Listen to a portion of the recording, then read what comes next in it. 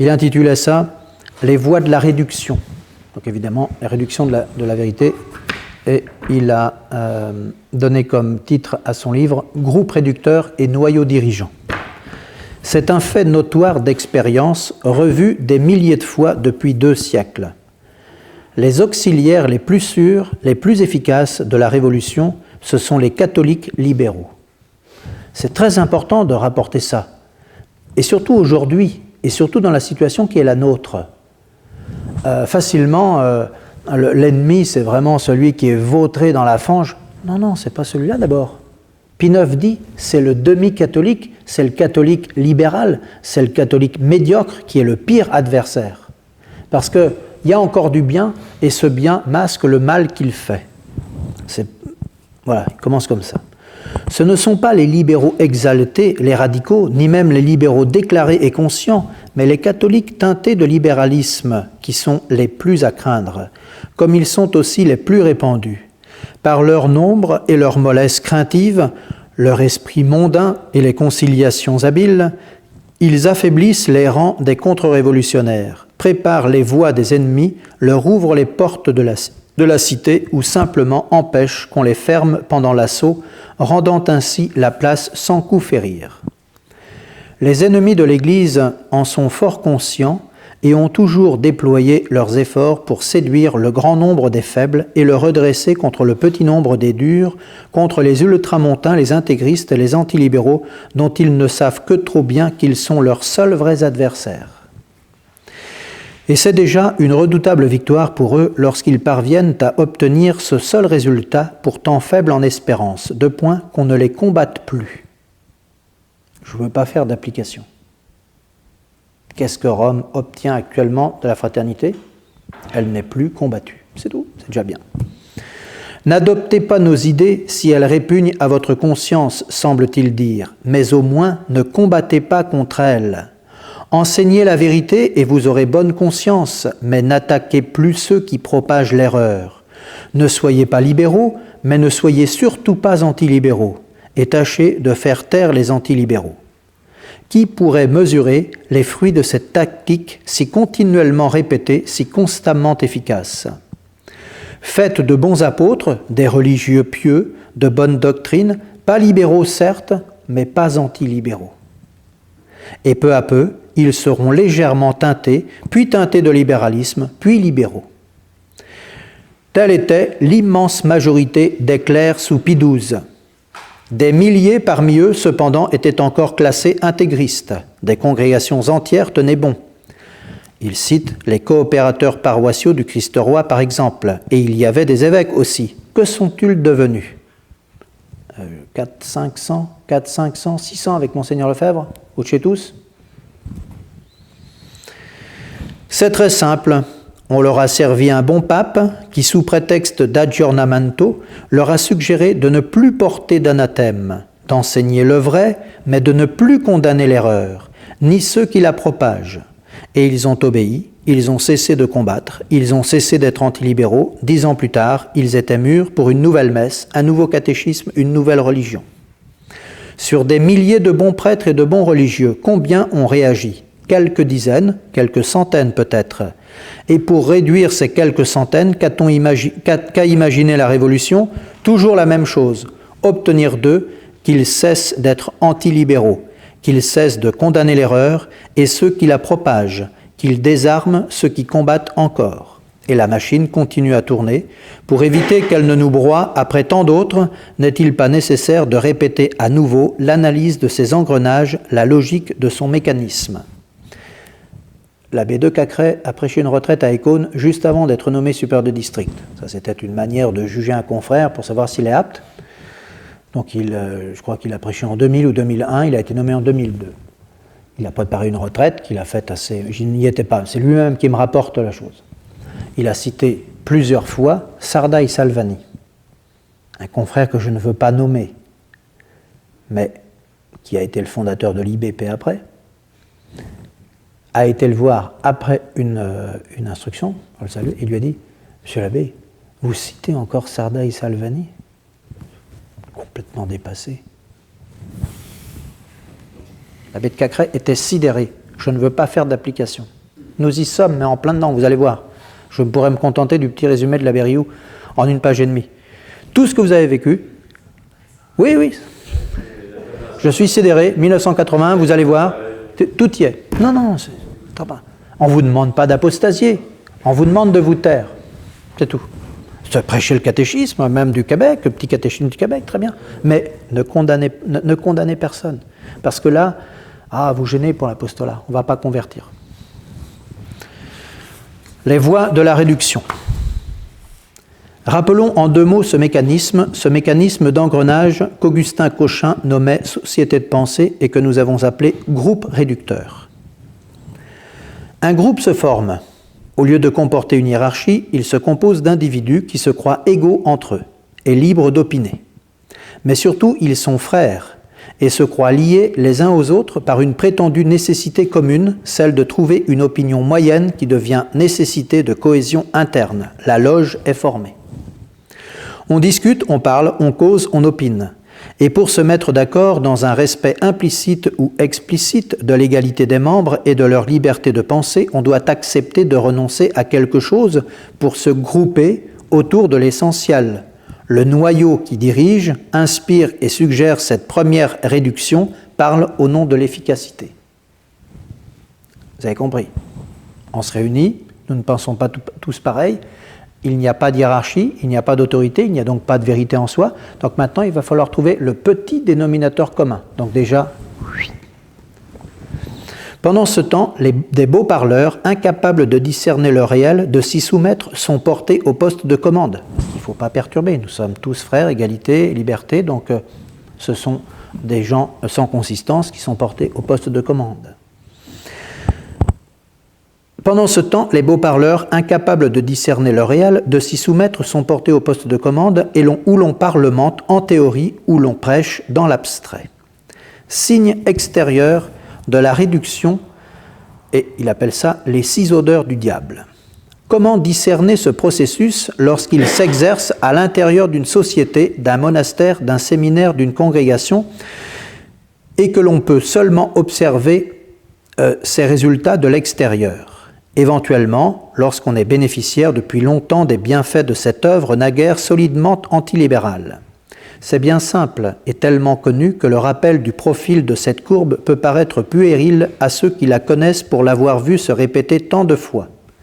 C'est pourtant nécessaire car, comme toutes les courbes exponentielles, sa déclivité est si faible au début qu'elle est longtemps difficile à discerner. D'autant plus que l'homme de bonne foi craint un jugement téméraire et que bien souvent, lorsqu'il est sûr de ce qu'il voit, il est déjà trop tard. Dans la situation qui est la nôtre, lorsque je relis mes bulletins de 2000, déjà, j'avertis mes fidèles qu'il y a des choses qui paraissent troubles, mais je me souviens très bien ne pas croire du tout à la perspective d'une... Voilà, c'est des mauvais passages, on voit un infléchissement, mais on ne croit pas à ses conséquences. Un homme a fondé une œuvre. Des jeunes se groupent autour de lui. Il enseigne la vérité, dans une structure hiérarchique fondée sur une règle. Comme dans toute œuvre principalement catholique, on y enseigne la vérité et l'on y condamne l'erreur. Aux fidèles qui cherchent son chemin parmi les embûches, on désigne les choses-trappes et l'on montre du doigt ceux qui les posent. Bref, on est antilibéral. Dans l'heure présente, on rappelle la foi et les mœurs, mais on dévoile les agissements des libéraux, on montre les dégradations de l'office, donc Jean Housset qui dévisse, ou les manœuvres de l'ICP, l'Institut et les coopérateurs paroissiaux. On dénonce le concile, on met en évidence l'apostasie ou la complicité des évêques, on montre que Rome est investie, et par voie de conséquence, on est persécuté. L'Église conciliaire elle-même, en état de réduction rapide, se charge de vous exclure d'une manière ou d'une autre. Bref, on porte la croix à l'exemple de son divin modèle. On pourrait mettre d'autres mots. Les odeurs du diable. La première, le zèle amer. Mais voilà qu'un jour, vous qui suivez cette œuvre, je ne la qualifierai pas, mais on peut le faire facilement aujourd'hui, nous qui sommes ici, vous vous faites dire par elle, oui, bien sûr, c'est vrai, mais vous comprenez, il ne faut pas exagérer. Et au bout d'un long exergue, embrouillé et fumeux, on lâche enfin le mot « il faut éviter le zèle amer ». Remarquez bien le déplacement de la question, car le zèle est bon et relève de ce qui est objectif, du fort externe, comme disait le théologien, tandis que l'amertume, qui est l'orgueil ou l'égoïsme, relève du fort interne, donc du subjectif. Le même acte objectif de zèle pour la vérité peut être une pleine valeur morale pour l'honneur de Dieu et le bien du prochain, ou bien par vaine gloire, pour se faire mousser, pour défendre un intérêt mondain ou pour se venger d'un affront personnel. Mais qui peut faire objectivement, sans risquer d'erreur, la différence entre les deux, sinon celui qui sonde les reins et les cœurs, ou son ministre au tribunal de la pénitence ? Ce transfert de l'objectif au subjectif est typique de la Révolution, du libéralisme et des groupes réducteurs. Il est le premier signe d'une réduction en cours. On ne s'attaque pas au zèle qui est objectif, mais aux imperfections qui l'accompagnent inévitablement, car les pauvres pécheurs que nous sommes sont incapables de perfection. Mais en accusant le combattant d'intention non droite, on lui donne des tourments de conscience plus ou moins justifiés, et le but est atteint. En le poussant à éviter l'amertume, on a tué le zèle, on lui a créé des empêchements pour qu'il cesse d'aller de l'avant. Car le jeu se poursuit. Ceux qui ont ainsi commencé à s'engager sur cette pente ne s'arrêtent généralement pas là. Ils continuent à prêcher la vérité, à rappeler la foi et les mœurs, avec fermeté même, mais ils parlent de moins en moins des ennemis de la foi, des pièges du libéralisme. Rome devient un sujet brûlant que l'on n'évoque plus que sur le mode allusif. On ne parle plus de l'Office, à l'époque en 81, ou de l'ICP, des coopérateurs de police roi, ni de Présent, le journal, où se fait le ralliement d'itinéraires.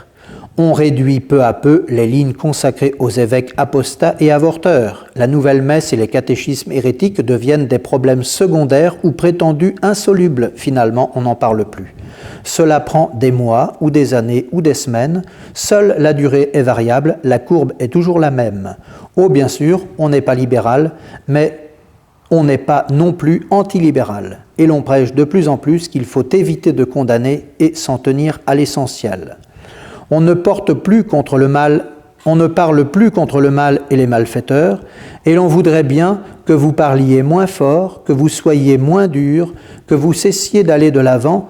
Pour vous en empêcher, on vous trouble par de fausses raisons du genre de la suivante. Pas de zèle tout court. Donc on passe du zèle amer à pas de zèle tout court. Vous comprenez, vous n'êtes que des commençants. L'action que vous faites ne peut pas porter de bons fruits. Vous êtes tenté de vaine gloire. Pour agir, il faut avoir atteint la vie unitive. Ainsi, mes amis, stoppez tout, vous n'êtes pas dans la voie unitive. Tant que vous ne vous réveillez pas tous les jours en extase, votre action est dangereuse. Vous êtes guettés par la mauvaise gloire, alors surtout ne faites rien. Enfin, rien d'autre que de nous envoyer de l'argent pour construire des châteaux et trouver des recrues pour les remplir. Raisonnement faux et ridicule, et si souvent entendu dans la bouche des curés modernistes et des jésuites tordus de mon enfance. Vous prétendez prêcher, mais êtes-vous meilleur que les autres ? Vous parlez de royauté sociale de notre Seigneur Jésus-Christ, mais dans la chrétienté, il y avait aussi des abus. Si vous prétendez agir sans avoir atteint la voie unitive, vous ferez des péchés. Parfois, il y a cette variante. On vous promet la voie unitive si vous faites des retraites qui vous prennent là où vous ont laissé les exercices. C'est toujours le même transfert de l'objectif au subjectif. Le trouble dans la conscience par des scrupules, les tristes fausses raisons pour que l'on n'aille pas de l'avant. C'est toujours la même chanson, arrêtez de faire le bien, car vous risquez de le faire mal. Ne luttez pas contre les ennemis de la foi, vous risqueriez de frapper trop fort. Ne proclamez plus la vérité, vous risqueriez de le faire imparfaitement. D'ailleurs, vous n'êtes ni théologien, ni évêque, et là, on oublie que l'Église fait un devoir, lorsque la foi est attaquée aux minoresses que nous sommes, de monter en ligne pour suppléer à la lâcheté et à la forfaiture des théologiens et des évêques. Satan, nous t'avons vu, nous avons senti tes odeurs, les 6 odeurs du diable que saint Ignace décrit dans ses exercices. tes cornes et ta queue commencent à dépasser de la soutane du jeune moine ou du jeune abbé en voie de réduction qui nous redit la chanson du groupe réducteur qui l'influence. À ce jeune clerc qui nous recommande d'atteindre la voie unitive pour agir, enfin d'éviter la vaine gloire et le zèle amer, nous serions même un peu tentés de demander malicieusement s'il est bien sûr de l'avoir atteint lui-même, et si c'est lui ou son maître à penser qui décidera quand nous l'aurons atteinte, cette voie unitive, à force de ne rien faire et de tout laisser faire. À ce mauvais discours, nous préférons les imperfections du zèle. À ce faux mysticisme, nous préférons le vrai, celui de Sainte Thérèse qui disait « Depuis que je suis prieur, chargé de nombreux travaux et obligé à de fréquents voyages, je fais beaucoup plus de fautes. Et cependant, comme je combats généreusement et ne me dépense que pour Dieu, je sais que je me rapproche de lui de plus en plus. » Bonne citation. À vos tourments de conscience, mon Père, je préfère la lumineuse prédication qui tient dans une seule phrase. Entre les propos de Sainte Thérèse et les vôtres, il y a toute la différence qui existe entre un raisonnement juste et un raisonnement faux. Inox signo vinces. Et tandis que l'on s'engage de plus en plus dans cette voie, un autre signe extérieur de la réduction qui s'opère devient progressivement visible puis évident. Les persécutions diminuent, la croix disparaît, les libéraux acharnés naguère parlent moins fort, les calomnies diminuent, l'onction ecclésiastique se répand, bientôt on en dira du bien. Credo, c'était le journal de Michel de Saint-Pierre, et Michel de Saint-Pierre le recommande déjà. Un jour peut-être on y verra le Figaro Magazine. C'est encore un signe infaillible. Quand la persécution des libéraux contre une œuvre disparaît, c'est que le ver est dans le fruit. La contradiction et la croix sont le signe des chrétiens. Ils ne disparaissent que si la réduction s'opère et que le noyau dirigeant est en place. Autre étape, la loi de sélection. La sélection est un autre signe extérieur de la réduction. Observez bien ceux qui s'en vont ou sont rejetés et les motifs de ce rejet. Ce sont des hommes de fermeté, ils sont rejetés pour motif de dureté. Prenez garde, c'est la loi de sélection qui s'opère. Elle est toujours un signe du phénomène du groupe réducteur. Vous la verrez ainsi s'opérer de l'extérieur, dans la mouvance de l'œuvre. Elle vise ceux qui ne peuvent être réduits, les irréductibles. Ceux-ci s'en vont parfois en claquant la porte, et cela trompe souvent parce qu'on accuse la mauvaise humeur et que justement on s'efforce de porter les questions sur le plan subjectif. On croira aux zèles amers et l'on omettra d'examiner les raisons et les motifs dans ce qu'ils ont d'objectif. Mais dans la suite de la réduction, le processus devient plus évident. Car alors, on procède généralement de façon plus caractéristique, par pression psychologique sur les faibles, ou ceux que l'on juge plus influençables, pour les détourner de ceux que l'on veut éliminer. Puis on les remplace ou on les déclare démissionnaires, sans leur avoir jamais exposé des motifs ni fourni de raisons. C'est la sélection en douceur, elle est plus caractéristique encore que la sélection violente. On a écrit ça en 81. Le voile de Noé. Un autre genre de raisonnement caractérise des réductions en cours. C'est celui qui met en jeu l'abus de l'argument d'autorité. Par exemple, celui des diplômes dont tout le monde devrait savoir qu'ils décorent les plus parfaits imbéciles, aussi bien que des gens de valeur, et qu'ils ne sont rien de plus que la preuve écrite d'un certain nombre d'années d'études, souvent plus déformantes que formatrices, en raison du cadre révolutionnaire qui y a présidé. Ainsi, à vous qui donnez des arguments et des raisons pour défendre une thèse de saint Thomas contre quelques jésuites suspects, on répond « Vous avez tort, car moi je suis docteur en philosophie ». On pourra entendre ces jours-ci « Vous avez tort, parce qu'un théologien d'Écône est passé donner une conférence il y a peu de temps ». La belle affaire, ma foi, le beau raisonnement, qu'est-ce que cela prouve ? Si cela prouvait quelque chose, où en serions-nous avec les promotions entières de docteurs tordus que nous ont livré la Sorbonne, les universités laïques et même catholiques depuis tant d'années ? Non, cet argument facile n'est qu'un raisonnement faux, il n'est qu'un empêchement dressé sur notre chemin pour que nous n'allions pas de l'avant. Il en est un autre du même genre, beaucoup plus répandu, qui est celui du cléricalisme. la démocratie cléricale. En voici quelques exemples, prenant toujours les mêmes sources que je vise. Ah, vous comprenez, ce sont les prêtres du Seigneur, nous n'avons pas le droit de les critiquer. En parlant des Christéros, vous critiquez Pie XI. Ah, c'est affreux, c'est le pape, un grand pape, le successeur de Pierre. Ah, ne parlez plus des Christéros. Ah, les prêtres sont nos pères. Nous devons faire comme Sem et jeter sur eux le voile de Noé. Ah, c'est affreux. Ah, c'est épouvantable. Peu s'en faut que l'on ne pleure. Avez-vous remarqué comme ils sont tristes, ces braves gens ? Et qui ne verrait le trouble caractéristique de ces propos où l'on parle de tout à la fois, où l'on associe des choses qui n'ont entre elles aucun rapport et qui ne sont pas du même ordre. Comme si le fait, par exemple, de critiquer un clerc impliquait de soi un manque de respect pour sa paternité spirituelle ou un mépris de la sainteté de son état. Non, mais ne serait-ce pas que certains clercs trouveraient bien commode que nous abandonnions tout esprit critique à leur égard et que nous attachions automatiquement à leur état de vie le présupposé d'infaillibilité et d'impeccabilité ? Dès lors, la fausse raison est bien visible. Dans ma jeunesse, les jésuites progressistes mettaient en avant la même fausse raison pour désamorcer la lucidité des laïcs et spécialement des jeunes. Nous sommes prêtres, vous n'êtes que des laïcs, de quel droit nous critiquez-vous ? Pour qui vous prenez-vous ? C'est derrière ce genre de paravent que se sont déroulées toutes les réductions cléricales depuis un siècle. À cette fausse raison, il faut répondre que le respect dû à l'état de vie des clercs, et surtout à celui des religieux, qui est plus parfait, ainsi qu'au ministère sacré qui lui est attaché, n'implique aucune servilité à leur égard, ni aucun abandon de jugement critique sur leur enseignement et sur leurs actes publics. Étonnez-vous que M. Bonnet-Villers n'a pas été aimé de la gente cléricale.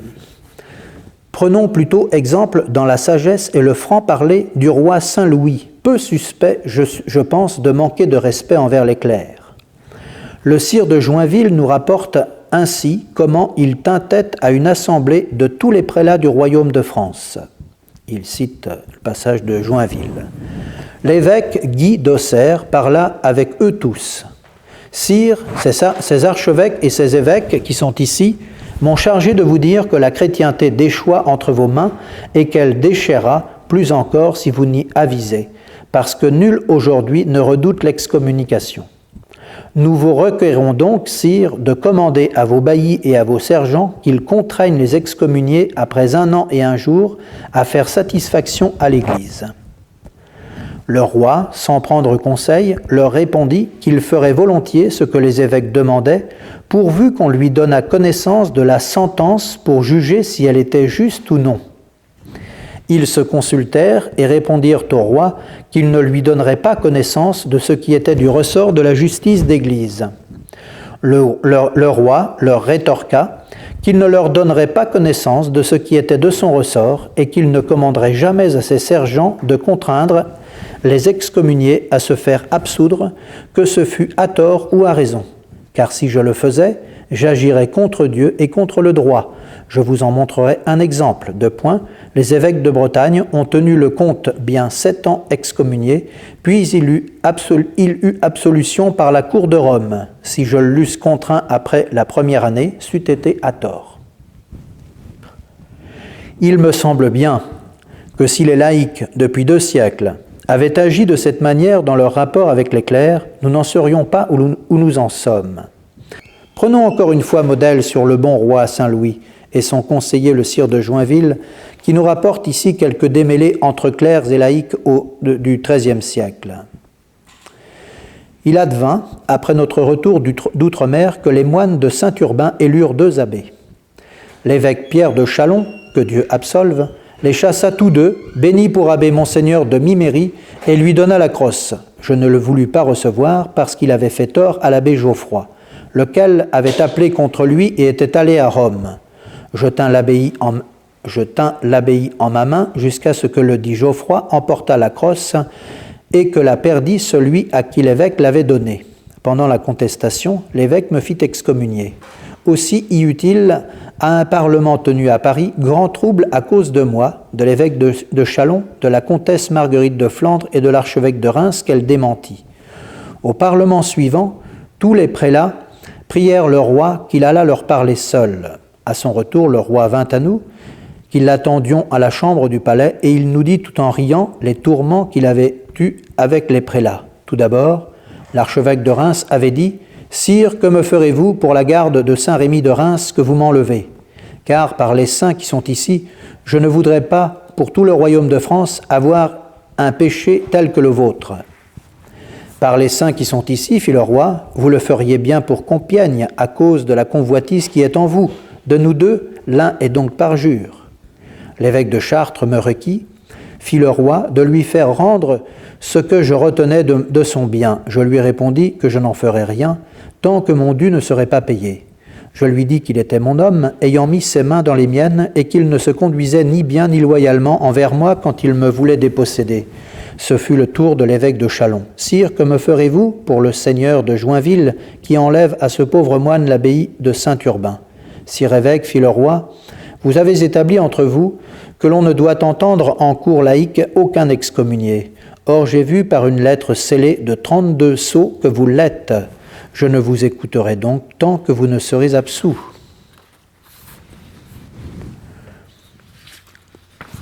À la lecture de ces propos, de ces réparties cinglantes sortant de la bouche d'un saint et d'un laïc, parlant au premier prélat du royaume en plein siècle de foi, on ne peut qu'imaginer les cris d'horreur et de réprobation qui s'élèveraient si l'un d'entre nous aujourd'hui en disait seulement le 10e au dernier de ces moinillons ou de ces petits abbés qui se prennent au sérieux.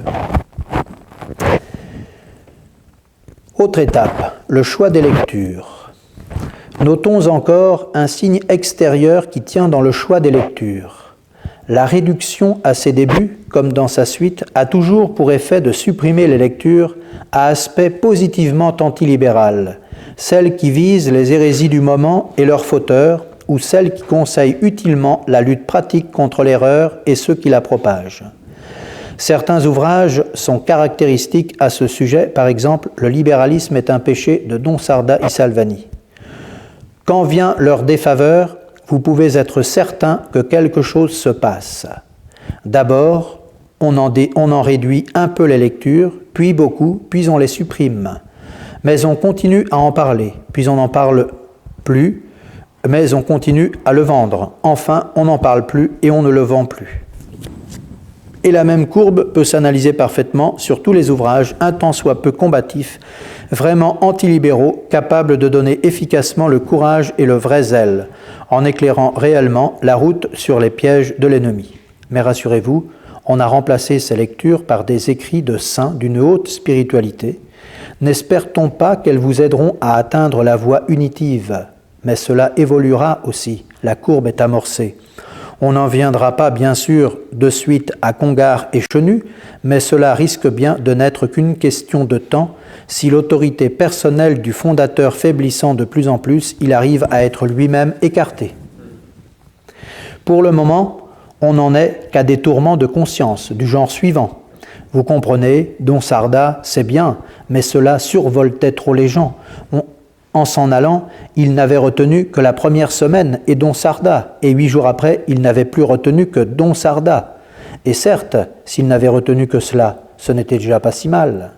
C'était même déjà beaucoup. Et c'est même à cause de cela qu'ils tenaient.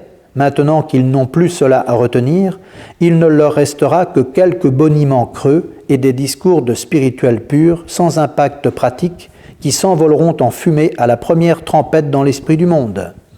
Supprimer l'impact concret pour espérer atteindre plus haut et mieux, c'est prétendre voler sur les ailes d'Icare, c'est le prototype même de la fausse raison.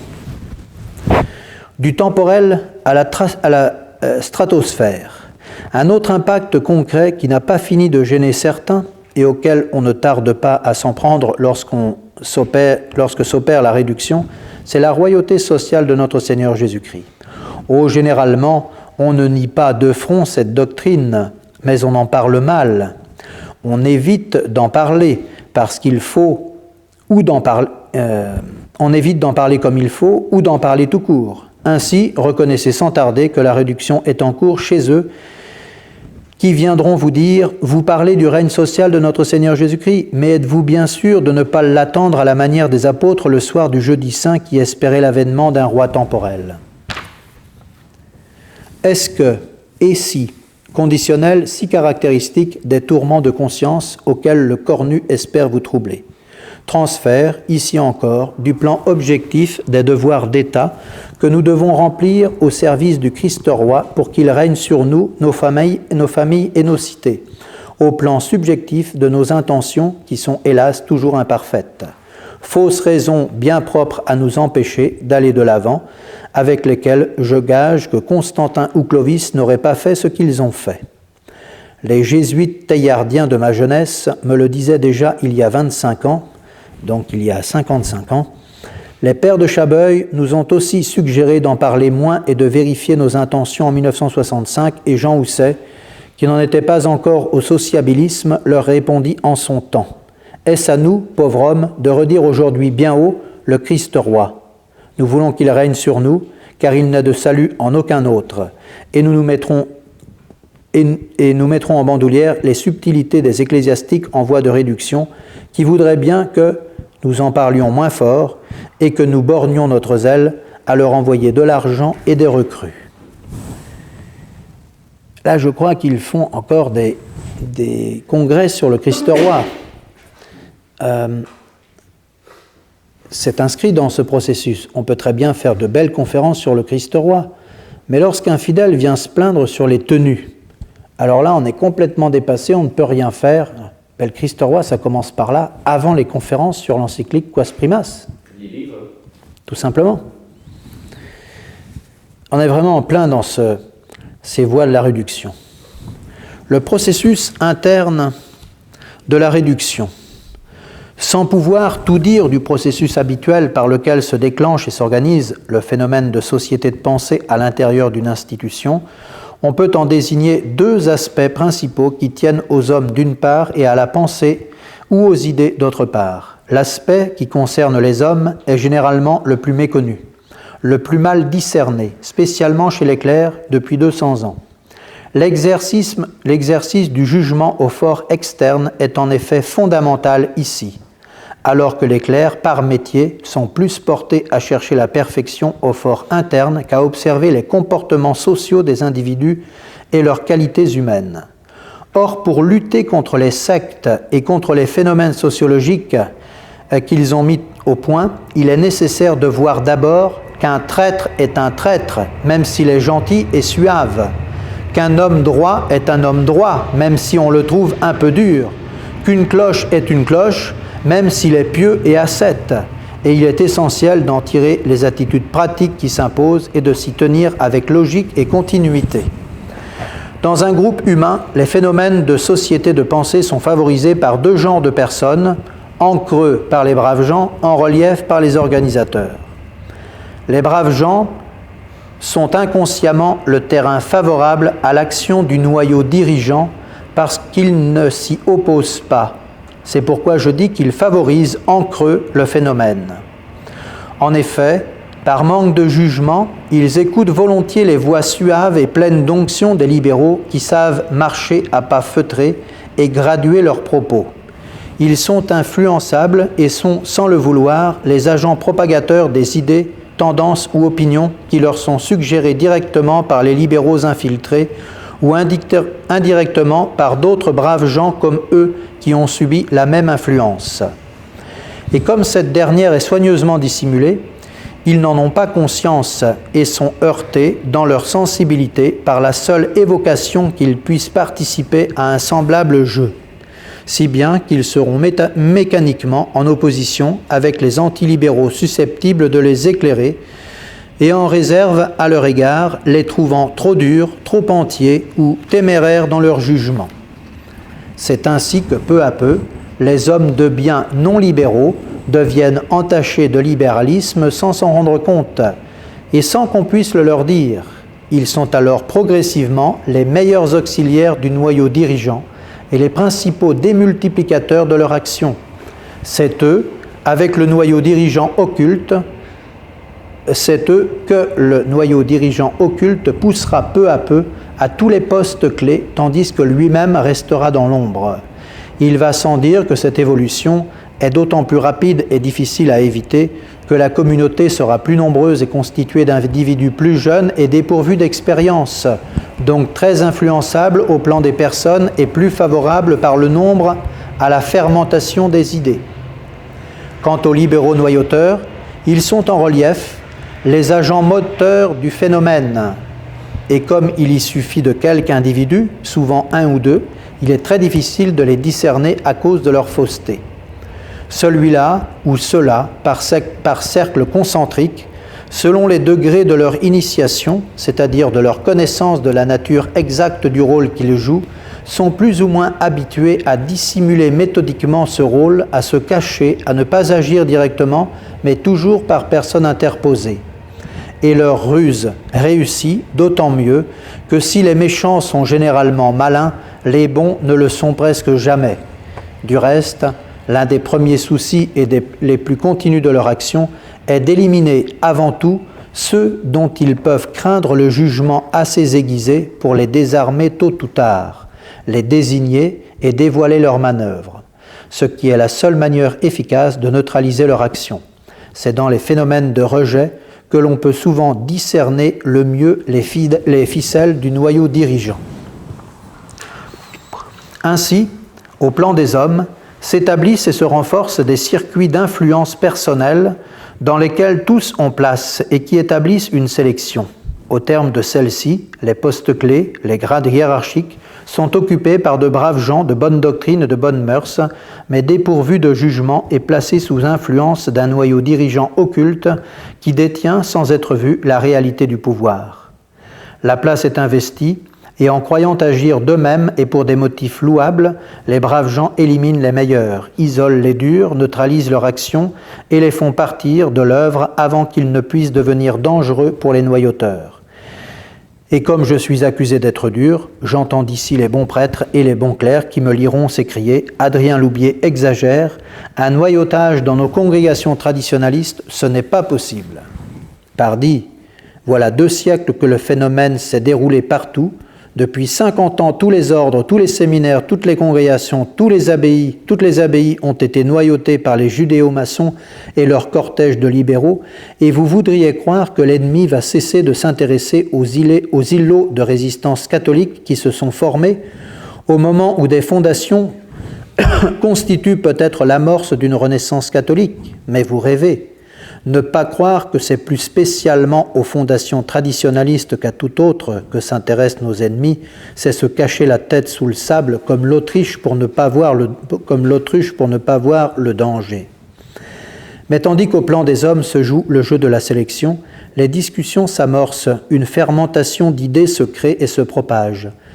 La grande question est de savoir s'il faut vraiment être si dur, s'il est bien opportun d'aborder tel sujet grave et brûlant, ou tel autre difficile à résoudre. La vie d'un tel ne vaut-il pas le vôtre? Ne serait-il pas prudent de se taire? Naturellement, diverses calomnies, mal analysées et généralement subtiles, sont répandues sur les antilibéraux et les prétendus fruits amers de leurs zèles indiscrets. Ils parlent trop, ils sont trop durs, c'est peut-être de notre faute. Les odeurs du diable y sont toujours reconnaissables. Toute cette fermentation d'idées met essentiellement en jeu l'imagination sous forme de questions dubitatives qui provoquent le trouble sans jamais rien résoudre. Et si les accords avec Rome étaient possibles 1981. Et si l'on est trop dur, il n'y aura plus d'ordination. Et si un tel commettait des bévues, on serait mouillé avec lui. Et si l'on se trompait, les gens n'auraient pas confiance. Et si, et si, et si. Peu à peu se dégagent ainsi diverses opinions moyennes, toujours en voie de réduction. L'engrenage tourne. En se plaçant apparemment au niveau du contingent, on a fait pratiquement admettre qu'il convient de taire telle ou telle vérité et de ne plus attaquer telle ou telle erreur. La liberté de penser s'installe à pas feutrés, étayée par une forme insidieuse d'égalité, de considération entre les diverses opinions, pourvu qu'on recherche l'accord fraternel sur le fond commun. Ainsi, les idées fortes se diluent, la doctrine est peu à peu mise en sourdine, en commençant par ses aspects les plus gênants, dont les plus essentiels du moment. On ne combat plus, on est en train de se réduire. Alors que faire? Alors que faire? Faut-il baisser les bras? Je n'hésite pas à dire que bien souvent, quand on s'aperçoit du jeu, il est trop tard. Humainement, tout est perdu. Et si l'on est à l'extérieur et que déjà l'on ne veut plus vous écouter et pas même vous recevoir, il n'y a plus qu'à prier. Prier pour ceux que l'on a soutenus, pour qui l'on s'est compromis et qui nous ont fait du bien, mais dont on voit qu'ils commencent à nous faire du mal. Prier parce que c'est un devoir, mais avoir le courage de se détacher. Maudit l'homme qui se confie dans l'homme. Nul n'a le droit d'alléger sa conscience dans l'inconditionnalité à des hommes, même des clercs, surtout par des temps aussi troublés. Ayons présent à l'esprit le principe et fondement de saint Ignace. Nous devons faire usage des choses créées, même des hommes et notamment des clercs, autant qu'ils nous aident pour la poursuite de notre fin. Et nous devons nous en détourner autant qu'ils nous en empêchent. Et notre fin, ce n'est pas de recruter du monde et d'envoyer de l'argent, mais de louer, honorer et servir Dieu, et par ce moyen de sauver notre âme. C'est donc un devoir d'être en garde, de veiller et de prier, et de n'accorder aucune confiance aveugle à qui que ce soit. Et si l'on a la certitude que la réduction est en cours dans telle œuvre, telle association, telle congrégation, il faut s'en détacher et se tenir en garde critique sur tout ce qui nous arrive d'elle. Il insiste lourdement dans le livre, c'est très intéressant, et on voit bien que c'est le problème, au moins de certains confrères qui voient très bien, ils n'arrivent pas à couper. Et il dit, attention, à un moment donné, c'est le sacrifice qui nous est donné, on doit trancher, il n'y a plus de fraternité. Je ne parle pas de la fraternité. Nos frères ne sont plus nos frères, et s'ils continuent à être nos frères, nous serons dans le processus et nous serons mangés. Il faut couper, ça fait partie du processus contre-révolutionnaire. Très intéressant. Quant à ce qu'il convient de faire, si l'on est à l'intérieur, je ne le sais que trop. Dans son profil général, je l'ai exposé par ailleurs, donc dans son livre là. Il serait bien long de le redire, et cela ne servirait à rien. Ainsi que le dit saint Alphonse de Liguori, la grande tentation du prêtre, c'est l'orgueil. C'est pourquoi saint Benoît, dans sa règle, avait prévu tant de moyens pour maintenir spécialement dans l'humilité. Je sais donc par avance qu'aucun clerc ne m'écouterait. L'on a souvent dit, le mécanisme sociologique des groupes réducteurs, des sociétés de pensée est analogue dans sa logique de fonctionnement aux engrenages d'un mécanisme. Pour le neutraliser, il faut le briser en rompant la fraternité. Et pour l'empêcher de se créer ou d'apparaître dans une société, il faut imposer à celle-ci un autre engrenage, par exemple celui d'une règle. Mais laissons plutôt la parole à un moine célèbre, Don Columba Marmion. La règle que nous promettons de suivre est comme un engrenage sacré et bienfaisant. Quand on se laisse prendre docilement dans cet engrenage, l'âme en sort broyée dans ses parties mauvaises, mais libre de toute attache et extrêmement agréable à Dieu. Notre saint législateur nous le fait entendre en termes remarquables à la fin du chapitre de l'humilité. Voilà 2 siècles que les congrégations, les séminaires, les couvents, les abbayes s'écroulent les uns après les autres, toujours de la même manière et toujours au moment crucial. Quelqu'un vient dire « Vous comprenez, la règle n'est plus applicable, il faut changer les constitutions » et tout s'effondre, tout part à volo. Vous ne voudriez pas qu'un pauvre père de famille, qui n'a même pas fait d'études de médecine, vienne vous pousser ce cri de bon sens. Non, le vrai remède est dans le retour aux sources, dans l'application intégrale de la règle et des constitutions, parce qu'elles sont le fruit de la sagesse de l'Église et l'expérience des siècles et de la sainteté du fondateur. Qui consentirait à l'écouter? Adrien Loubier, 1981.